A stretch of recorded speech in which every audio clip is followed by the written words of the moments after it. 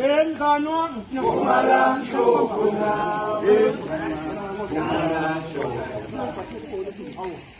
Kumalan Shokuna,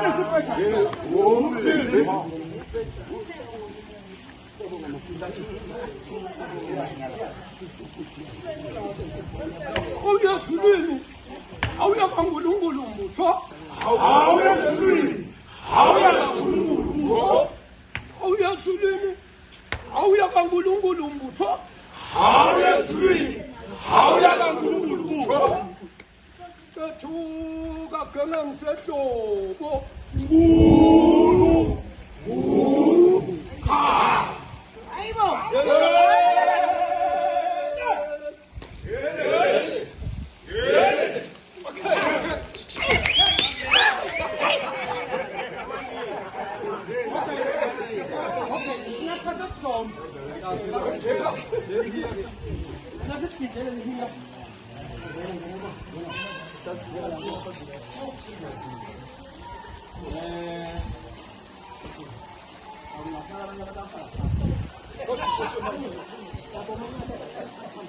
Yeah,